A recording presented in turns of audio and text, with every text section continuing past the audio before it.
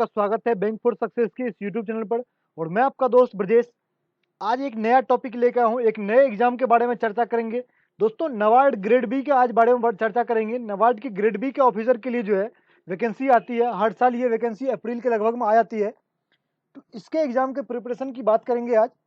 चलिए शुरुआत करेंगे। उससे पहले जो है आप मेरे चैनल को सब्सक्राइब कर लीजिए अगर आपने अभी तक सब्सक्राइब नहीं किया है तो।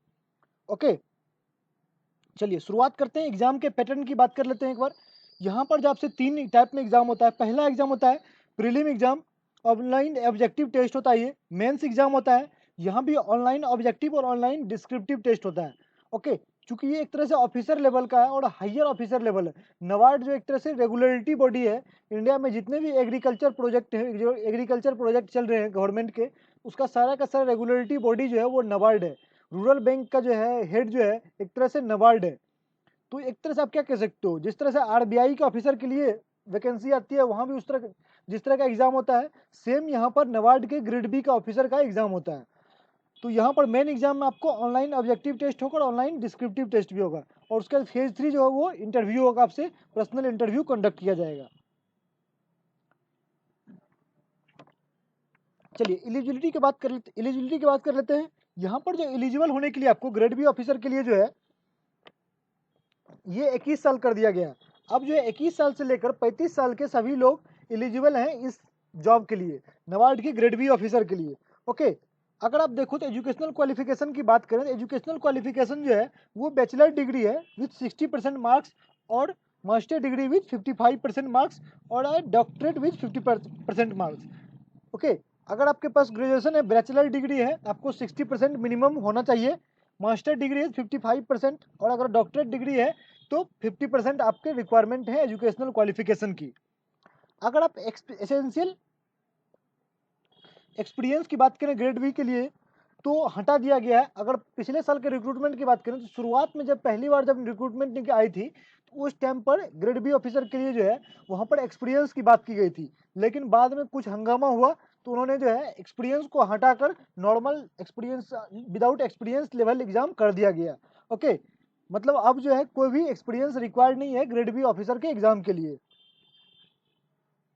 अब बात करते हैं फाइनल सिलेक्शन की। The preliminary exam is only qualifying nature and is meant to serve as a screening test.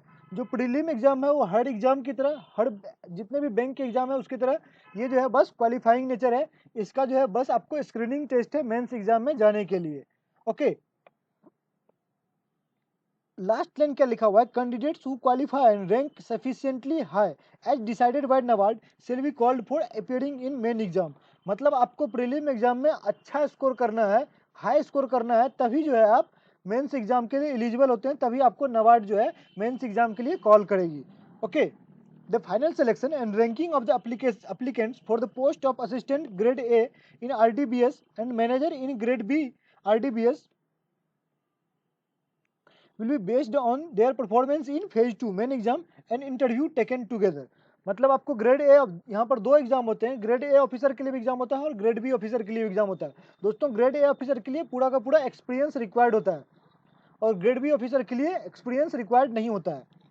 अगर आप दोनों एग्जाम में देखो तो यहाँ प्रीलिम एग्जाम होता है, मेंस एग्जाम भी होता है, और ग्रेड बी ऑफिसर और ग्रेड ए दोनों के लिए जो है मेंस एग्जाम और इंटरव्यू एग्जाम का दोनों का मार्क्स जो है ओवरऑल लिया जाएगा, दोनों का मार्क्स जो है कंबाइंड लिया जाएगा मेरिट लिस्ट तैयार करने के लिए, फाइनल सिलेक्शन बनाने के लिए, फाइनल सिलेक्शन होने के लिए। ओके, अब शुरुआत करते हैं पैटर्न के एग्जाम का। पैटर्न कैसा होता है प्रीलिम एग्जाम से देखेंगे, मतलब एक तरह से असिस्टेंट मैनेजर ग्रेड ए के लिए देख लेते हैं पहले कि किस तरह का पैटर्न रहता है। यहाँ पर आपसे फेज 1 कंडक्ट किया जाएगा, प्रिलिमिनरी एग्जाम जो है ऑनलाइन कंडक्ट किया जाएगा।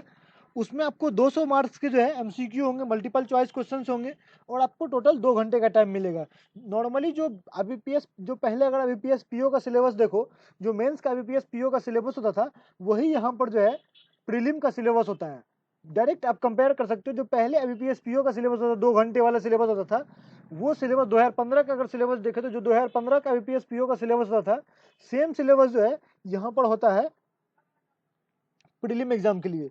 40 मार्क्स का रीजनिंग, 40 मार्क्स का English, not same, sorry, not same, similar to उसी टाइप का आपको एग्जाम होता है प्रीलिम एग्जाम। ओके, आपको यहाँ पर 200 मार्क्स में जो है कंपोजिट टाइम दिया जाता है। पार्ट 1 होता है उसमें English, reasoning, quant, computer knowledge और जनरल अवेयरनेस आपका टेस्ट किया जाएगा। ओके, और पार्ट 2 होगा आपका इकोनॉमिक एंड सोशल इशू पर आपको 25 मार्क्स का, और एग्रीकल्चर एंड रूरल डेवलपमेंट पर आपको 25 मार्क्स का लिखने के लिए दिया जाएगा। ओके, क्वेश्चंस रहेंगे आपसे एमसीक्यू के। तो ये ऑब्जेक्टिव टेस्ट होगा, और ये प्रिलिमिनरी फेज 1 जो होगा ये ग्रेड ए ऑफिसर के लिए दोस्तों, assistant manager in grade A officer, मतलब ग्रेड ए पोस्ट के लिए। यहाँ पर आपको प्रीलिम एग्जाम में दो पार्ट होंगे। पार्ट ए में आपसे रीजनिंग वगैरह का टेस्ट लिया जाएगा, और पार्ट 2 में आपसे सब्जेक्ट का टेस्ट लिया जाएगा। Economic and social issue, agriculture and rural development के क्वेश्चंस होंगे 50 मार्क्स के। उसके बाद फेज 2 होगा, वो मेन एग्जाम होगा।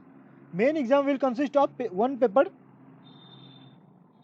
एक पेपर जो होगा वो एमसीक्यू पैटर्न पर होगा, और एक पेपर जो होगा वो डिस्क्रिप्टिव होगा, और डिस्क्रिप्टिव जो है वो इंग्लिश में ही होगा, मतलब कोई और अदर लैंग्वेज में कंडक्ट नहीं किया जाएगा।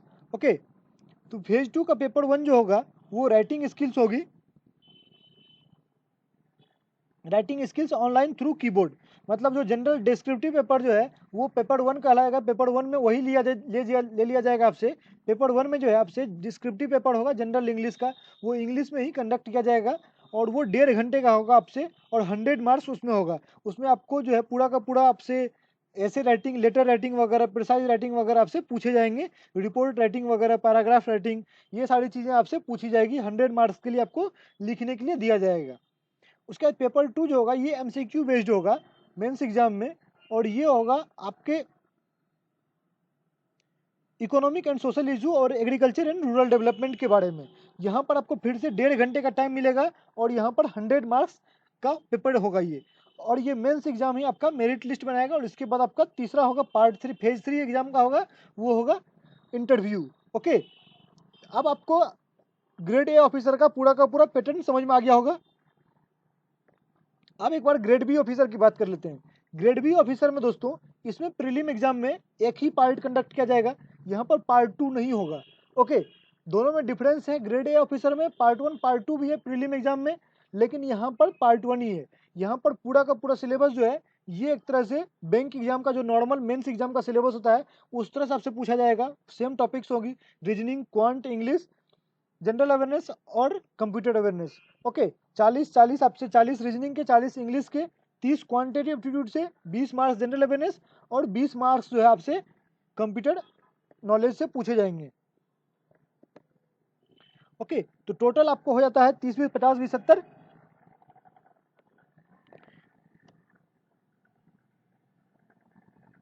तो टोटल आपको हो गए 150 मार्क्स।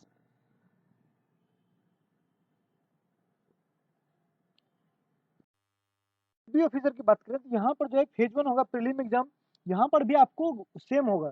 यहाँ भी पार्ट 1 पार्ट 2 होगा। पार्ट 1 में जो आपको रीजनिंग वगैरह का टेस्ट लिया जाएगा 200 मार्क्स का होगा, और पार्ट 2 आपसे 50 मार्क्स का जो है वो एग्रीकल्चर एंड रूरल डेवलपमेंट के बारे में आपसे क्वेश्चन पूछे जाएंगे। इकोनॉमिक और सोशल इशू से 25 मार्क्स के, और एग्रीकल्चर एंड रूरल डेवलपमेंट से 25 मार्क्स के क्वेश्चन पूछे जाएंगे। और फेज 2 एग्जाम जो होगा वो कंडक्ट किया जाएगा, उसमें 2 पेपर होगा। 2 पेपर होगा उसमें जो है एमसीक्यू बेस्ड, और वो एक पेपर होगा डिस्क्रिप्टिव फॉर्मेट में। ओके, जो पेपर 1 होगा वही होगा डिस्क्रिप्टिव टेस्ट, 1.5 घंटे का होगा, 100 मार्क्स, सेम जैसा ग्रेड ए ऑफिसर के लिए था यहाँ भी वैसा ही होगा। लेकिन पेपर 2 जो है यहाँ पर फिर से सेम ग्रेड ए ऑफिसर की तरह एमसीक्यू होगा। इकोनॉमिक और सोशल, जो एग्रीकल्चर एंड रूरल डेवलपमेंट पर है, उस economic social issue and agriculture and rural development पर आपसे 100 मार्क्स के क्वेश्चन पूछे जाएंगे 1.5 घंटे के लिए। ओके, लेकिन यहाँ पर एक नया पेपर होगा पेपर 3, जो कि एनालिटिकल पेपर होगा on development of economics, statics, finance and management, जो कि फिर से 1.5 घंटे का होगा, और 100 मार्क्स का कंडक्ट किया जाएगा। और अगर आप फेज 3 की बात करें तो फिर से यहाँ पर इंटरव्यू होगा। ओके, और इंटरव्यू में जो है वो 40 मार्क्स का इंटरव्यू कंडक्ट किया जाएगा, और आपका फाइनल सिलेक्शन जो होगा वो होगा फेज 2 और फेज 3 एग्जाम के कंबाइंड स्कोर से। और जो लोग जो है मेरिट लिस्ट में हाई स्कोर करेंगे, मतलब ऊपर के रैंक में होंगे, उनका फाइनल सिलेक्शन किया जाएगा। अब एक बार सिलेबस की बात कर लेते हैं, और कौन से बुक की बात करें तो अगर सिलेबस देखो तो नॉर्मल जो बैंक एग्जाम का सिलेबस होता है वही सिलेबस है। Data interpretation, number series, data efficiency, quadratic equation, और सारे के सारे मिसलेनियस टॉपिक्स आपको कवर करने हैं। बुक्स की बात करें तो यहाँ पर आपको बुक्स में मैजिकल बुक सीरीज के डाटा इंटरप्रिटेशन की बुक फॉलो कर सकते हो आप।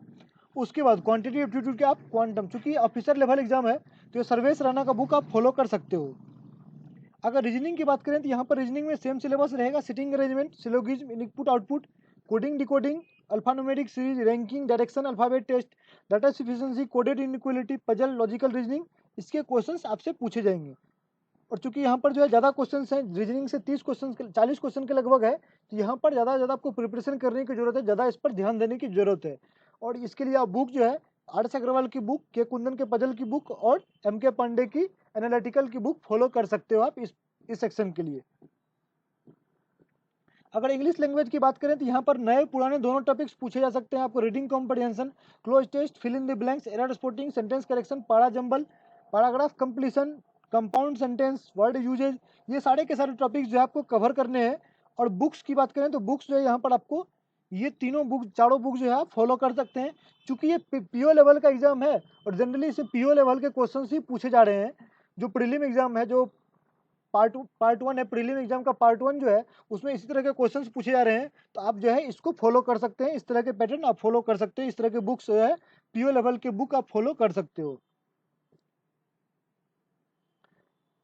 अगर कंप्यूटर अवेयरनेस की बात करें तो सेम जो कंप्यूटर अवेयरनेस का सिलेबस होता है यही पूछा जाएगा। फंडामेंटल्स ऑफ कंप्यूटर सॉफ्टवेयर के type, programming language, logical questions कुछ हो सकते हैं आपको, एक्सेल मेन्यू वगैरह के क्वेश्चंस हो सकते हैं, एमएस ऑफिस के आपको शॉर्ट कीवर्ड वगैरह, शॉर्ट की वगैरह हो सकते हैं, input output devices, memory mapping वगैरह के क्वेश्चंस आपसे पूछे जाएंगे।